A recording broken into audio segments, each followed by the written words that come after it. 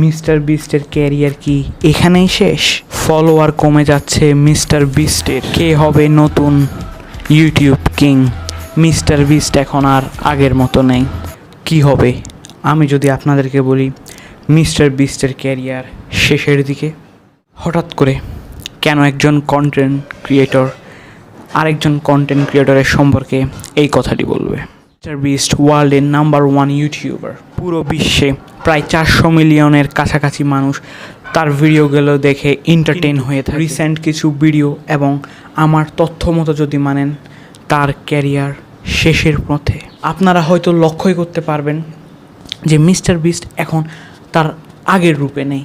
সে এখন কন্টেন্ট ছাড়ে, কিন্তু কন্টেন্টগুলো অনেকটাই সিমিলার টাইপের হয়ে থাকে, বিশেষ করে চ্যালেঞ্জিং ভিডিও। আপনারা তার পুরাতন ভিডিওর ভিউজ দেখতে পাচ্ছেন এবং বর্তমান নতুন ভিডিওর ভিউজগুলো দেখুন।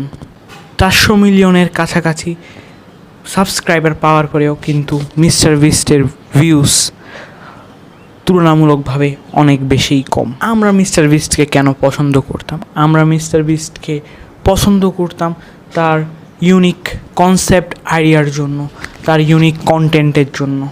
আগে তার কন্টেন্টগুলো অনেক বেশি ইউনিক ছিল, কিন্তু বর্তমানে তা আর নেই। সে একটি ধাঁচ অনুযায়ী ভিডিও তৈরি করছে। যেমন আমি আপনাদেরকে উদাহরণও দিতে পারবো। তার প্রথম নতুন কন্টেন্ট যেগুলো ছাড়ছে, তার প্রথম টপিক হলো সেলিব্রিটিসদেরকে নিয়ে ভিডিওস তৈরি। যেমন ভালো ভালো অ্যাথলিটসরা যেই কাজগুলো পারে, আমরা সাধারণ কন্টেন্ট ক্রিয়েটররা কি ওই কাজগুলো করতে পারবো কি না, ওইটি নিয়ে ভিডিও করে থাকে। দ্বিতীয়ত, তিনি বিভিন্ন কন্টেন্ট ক্রিয়েটর এবং সাধারণ মানুষদেরকে ডাকেন তার বিভিন্ন চ্যালেঞ্জে অংশ নেওয়ার জন্য। আর তৃতীয় নং কন্টেন্টটি হলো তিনি বিভিন্ন লাক্সারিয়াস জায়গায় ঘোরাফেরা করেন। আর চতুর্থ কন্টেন্ট উনি তৈরি করছেন বিভিন্ন এনশিয়েন্ট প্লেসগুলোকে ঘুরে দেখা। আমি এখন যেটি দেখতে পাচ্ছি, তার কন্টেন্টগুলো একটি সার্কেলের মধ্যেই আটকা পড়ে গেছে। ওই সার্কেলের বাইরে গিয়ে যে মিস্টার বিস্ট ভিডিও তৈরি করতো, আমরা ওই মিস্টার বিস্টকে দেখতে পাচ্ছি না। পৃথিবীর নাম্বার 1 ইউটিউবার থেকে এটি আশা করা যায় না। তাকে যদি 1 বিলিয়ন সাবস্ক্রাইবার গেইন করতে হয়, তাহলে তার কন্টেন্টগুলো তাকে সীমাবদ্ধতার থেকে বের করতে হবে, আগের মতো হতে হবে।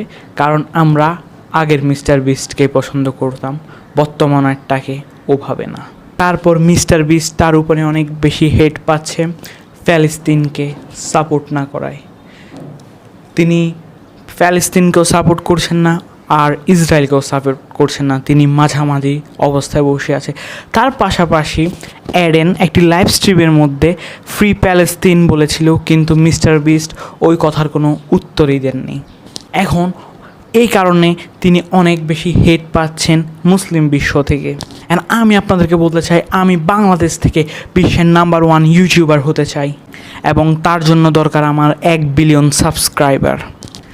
আমি চাই আমার দেশকে আমি রিপ্রেজেন্ট করতে পুরো ওয়ার্ল্ডের কাছে। এই জিনিসটির জন্য একটি জিনিসই প্রয়োজন, আপনাদের লাইক, কমেন্ট, শেয়ার এবং অবশ্যই সাবস্ক্রাইব।